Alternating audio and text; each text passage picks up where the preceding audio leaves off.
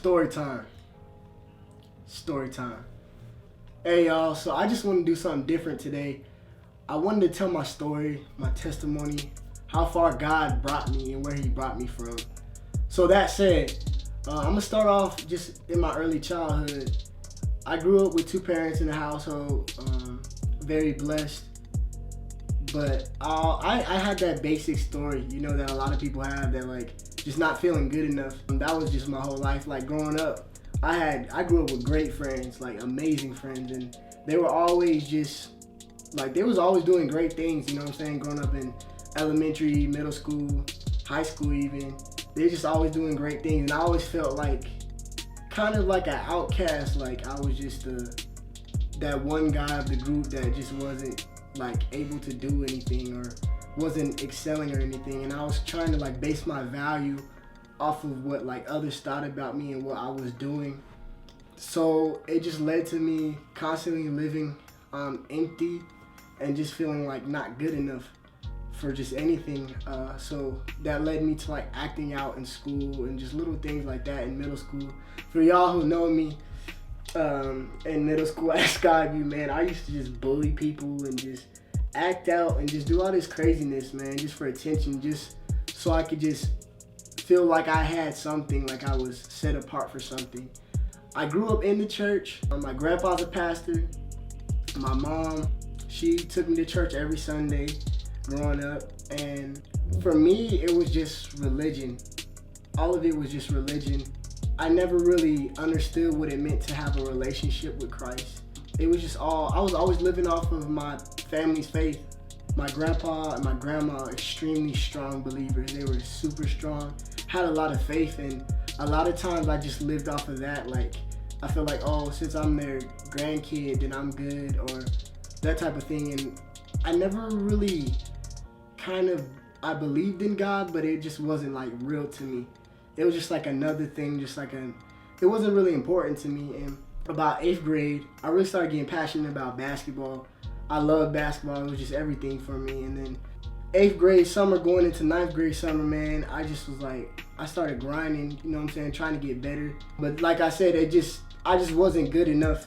I just felt like I just wasn't good enough, and that led me to feeling some type of way and wanting even to work harder. So then even my 9th, going into 10th grade, I was really like, basketball was like all I did. Like I woke up, I'll just watch videos about basketball. I would just think about basketball, this and that. And it's not bad to be passionate about a sport or anything and love it, but I took it to the extreme where like it affected my mood. So if like I played bad, or if I didn't do well or reach the goal I had set myself, then my whole mood and the way I treated others around me changed, and it affected that. So it almost was like it was a god in my life. Like basketball was a god in my life, so it controlled my emotions, and that's what I was getting my fulfillment from. So whenever basketball was going good, I felt good, but when it was going bad, I was just empty. I had nothing, and I just felt just like, you know what I'm saying? So my sophomore year, I got into a relationship. We just weren't really meant for each other. We were just two different people, and it was a very unhealthy relationship. The thing that brought out of that unhealthy relationship was it just brought out a lot of pain, a lot of frustration, and that for the while was supplying my needs though. Just having somebody there. After time, we just realized that it wasn't really for the both of us. So we still held on to it because, you know what I'm saying, that was fulfilling us. That was giving our joy. And I ended up making her my own functional God. So when she was happy, I was happy. When she was sad, I was sad. My emotions, you know what I'm saying, were attached to that. So I had no control over my choice of being happiness because I was so dependent on somebody. And it's not a bad thing to be dependent and have others there for support and just being there for each other and loving each other, but it gets to a certain point when they become your source of your happiness, your source of supply, then what happens is when they can't provide you that source, or because humans are not perfect at all. There's good and bad days, and when your source is something that is unperfect, that is always changing, that is not consistent, it leaves you missing out on stuff when it's not there. And I didn't realize that. So we held on, and we just knew that we shouldn't have been in a relationship, and it just kept going on and on. But we were just biting off each other's happiness. You know what I'm saying? After a while, just basketball was not enough for me. Like, it really wasn't enough for me. I needed more. So I kind of just fell into that kind of mindset like a lot of people fall into, is like when you find love or when you find a relationship, they have all the answers to your problems, life will get better, everything like that, and getting into it. And I realized that that's not the case, that humans are not perfect. They always change, they're not consistent, they're just different types of things, and we're not perfect at all. So it was a faulty source. So not saying that like they're a bad person or anything, or anybody in a relationship is a bad person. It's just like we're not perfect. So, and we always desire and we want satisfaction. So when we can't always get that consistent satisfaction, it leaves us empty, it leaves us broken.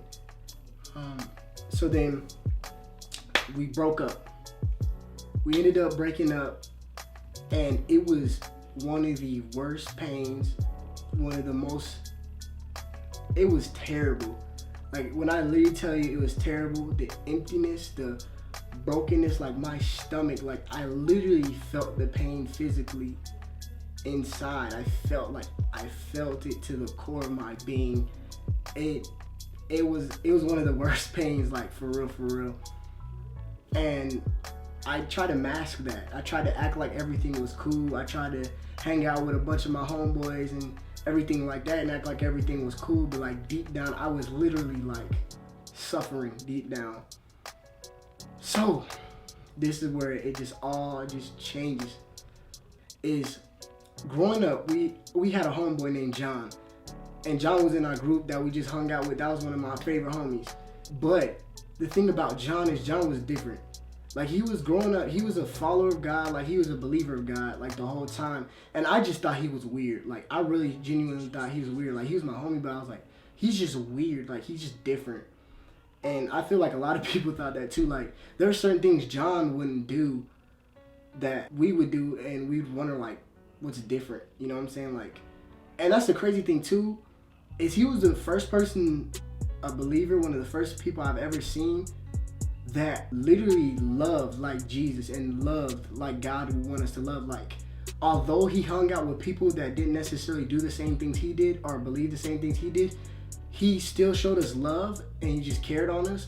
But he didn't compromise his beliefs, nor did he compromise his faith. Like, he kept his faith, but he also showed love. So growing up, I just thought this dude was weird. But he was like chilling with me a lot, man. And then during that time when I went through that breakup, he was like, hey man, there's a church conference at my church, Desperation Conference, and I think you should really come with me. It's gonna be dope, blah, blah, blah. So I was like, well, like, I really genuinely didn't want to go. Like, I was like, I didn't want to go. My motives was wrong. Like, I was like, oh yeah, I'm finna just go find a girl or something, like link up with a shawty, and maybe she's just there just cause she's just there, not really taking it serious like me. That was literally my mindset going into it. Like, I had the whole motive. Like, I just wanted something to do, wanted to chill. I just assumed everybody there wouldn't be like serious about it and was just there because they had to go. So going in there, I was just like, I wasn't really expecting to feel anything. So the first 2 days of the conference go by, man, and it was just different. They were talking about a relationship with Jesus, that God can heal the broken, all this craziness, blah, blah, blah, at this conference. And me, I'm just sitting there like this is dumb, this is stupid. I was just chilling, man. I was chilling. I was just like, when is it gonna be over? I want to skip this. I want to skip this session. That's how I was. I just want to skip sessions. I didn't even want to be there. So when I got there, it wasn't what I thought it was gonna be. So like, I didn't participate. Like, mentally, I wasn't there. Like, I wasn't worshiping. I was just sitting down, not paying attention, sleeping, like during worship. Literally, I was like this, like I was praying, but like I was asleep, bro. I was asleep on everything. I was asleep. I just continued to feel empty. And then I started getting mad and started getting frustrated because I was like, if there's a God and God this, God that, why am I not feeling him?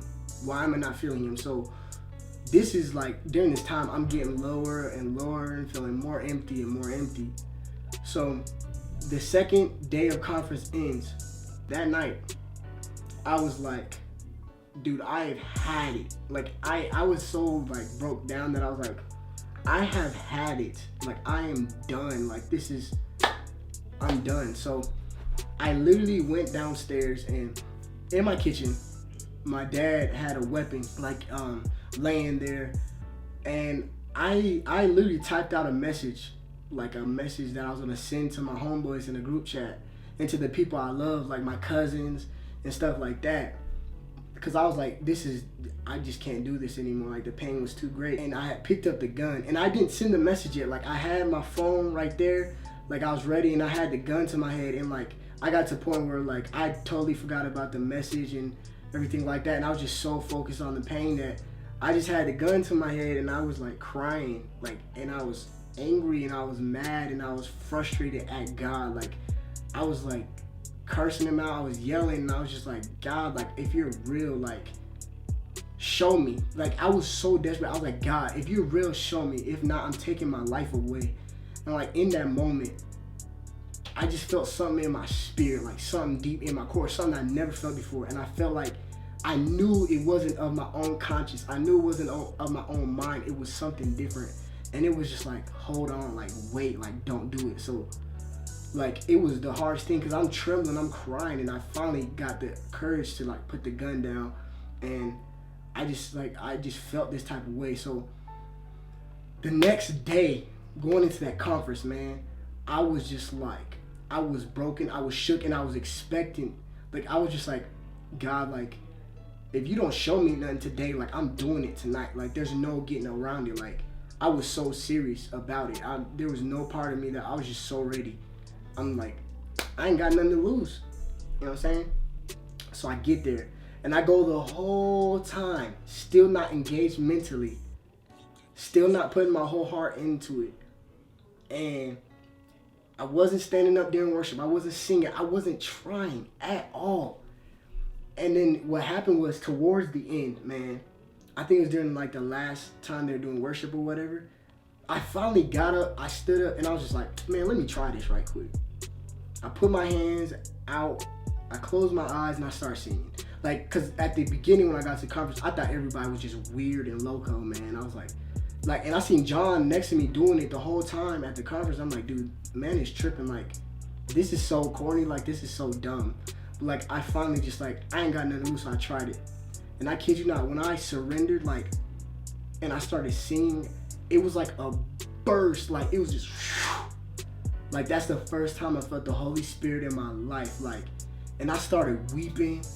I just felt like, in my spirit, just like, I was like letting go of things. Like, I was just like, God, I don't know what this feeling is. I don't know what you're doing right now, but like, I give it all to you. Like, everything I'm feeling, everything, every emotion, everything in the past that I've done, I'm giving it all to you. And I just want to feel this way. Like, I want to have a relationship with you. I want to know you. Like, everything changed. And in that moment, like, I literally felt chains and the pain, shackles just fall off of me. And like, one of the first things I said to God was, never going back. Like, I'm never going back. Like, I got it tatted on my ribs in Hebrew saying, never going back. Like, and that was just a statement I made to God. Like, this feeling, this fire, like, because in that moment, everything changed. You know what I'm saying? In that moment, I just felt everything switch, and I felt different. And everything I was holding on to, all those emotions, all that pain, I just released it. So then this dude taps me on my shoulder. I turn around. He's like, I don't know who you are or what you've been through, but I just want to say God loves you and he's proud of you. And I was like, dude, thank you so much, man. I appreciate that. And then I turned around and I continued to worship. After the session was done, after it was all over, I wanted to turn around and look for him again so I could just thank him again. And it was like, dude was gone. Then during that moment, man, I left the conference. I got in the car with John, and I was like, John, I just poured out my heart to him, and he was crying. And I was like, John, why are you crying? He's like, tell me why I had a dream last night. I kid you not. You can ask the homie. And then he was like, tell me why I had a dream last night about your dad's gun, about you killing yourself. And he was crying. And at that moment, I was like, I knew that God was real. Because I literally didn't tell him anything about that. Like, you could ask John, man. You could ask the homie, man. Like, this is real stuff. This actually happened. Like, I didn't say anything about that. And it's like, God just put that on his heart, man. And then we got back to the crib, or his crib, and we sat out there. We talked to like 3 a.m. or something like that. It was really late. And we was just talking about and just opening up to each other and just wanting to have more fire for Jesus. So much love to you guys. Thank you guys for supporting still. Subscribe, like, share. I just thank you guys for watching this video and taking your time to watch it. For real, for real. I appreciate it, man. More stuff coming. Gear is coming soon. I finally have been designing it and talking to people about getting this and making this a reality. So new gear, season 2, baby. Take over. MOG, baby. Let's get it. I'm excited. Much love to you guys. Pray for your boy. Praying for y'all. Much love. That's all I gotta say. God bless. MOG.